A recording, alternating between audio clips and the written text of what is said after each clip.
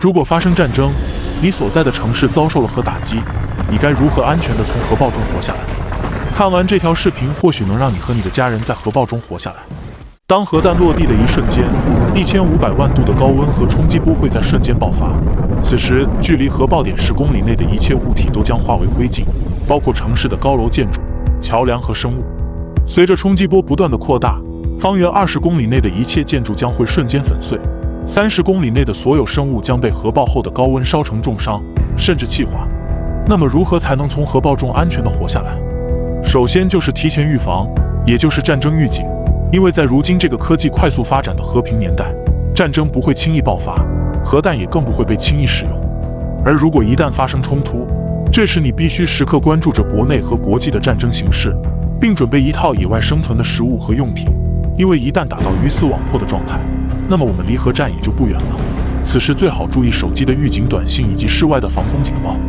一旦敌方发起核弹袭击，当导弹升空的一瞬间，我国上空的热像仪预警卫星将会检测到热量，并根据弹道轨迹提前计算出核弹将要打击的目标。当完成计算后，则会传输到地面的预警基站。当你收到来自基站的预警短信后，此时留给我们的时间最多只有60分钟，所以请立即带上你的家人和救生包，远离城市的中心区域，同时远离大城市和工厂、发电站以及军事基地。因为在战争时期，双方打击的目标主要以大城市和电厂为主。比如1945年的二战时期，美国就曾对日本的工业城市广岛和军事基地长期投放了原子弹。所以想要从核战中活下来，远离大城市，跑到野外是我们唯一的选择。但以下情况就没这么幸运了。如今发射核弹的方式不仅有陆地发射，还有海基核潜艇。在战争时期，在我们周边的海域或许早已布满了核潜艇。如果一旦遭受来自潜艇的核打击，那么留给我们的时间将会缩短至20分钟。此时人山人海的行人和汽车早已堵住了逃亡的公路，对于仅有的20分钟，根本不足以跑到远处的山区野外。而这时最有效的避难场所，则是各个城市的防空洞。相信许多人，即使你在一个城市生活了几十年，都不知道防空洞在哪。这个还需要平时多留意或咨询当地的政务人员。而当你在人员密集的商场或小区时，那么最适合你的避难场所则是地下车库。但需要注意的是，最好不要躲到你家的冰箱里，因为核弹即使没有在你的城市上空爆炸，你也一样活不了，因为不是憋死就是被冻死。而如果核弹一旦爆炸，那么20公里内的一切建筑将会不复存在，所有地面物体在遭到冲击波的撞击时将会瞬间粉碎，只有躲在负2层以下的车库才有生存的可能。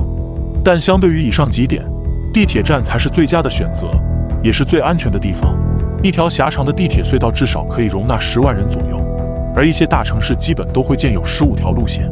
我国的沿海城市广东深圳就有着通往其他城市的地铁路线，而重庆的地铁9号线则深达116米，相当于40层的摩天大厦。防核方面已远远超过民用的防空洞。而当躲在地下的你从核爆中活了下来，此时的你也不要高兴得太早，因为只是幸运地躲过了物理伤害，随着而来的则是魔法伤害。因为当核爆的冲击波过后，以核爆点为核心，50公里范围内的区域将受到严重的核辐射。如果没有穿防护服，直接暴露在辐射区，那么只需30分钟即可致人死亡，甚至腐烂。当24小时过后，核辐射将会减弱至30%，此时只需要留在地下等待救援即可。当我们从核爆中安全地活下来后，将是我们人生美好的日子，同时也是敌方毁灭的开始。这里是黑鹰研究室，如果你喜欢我的视频，记得转发并关注我，我们下期见。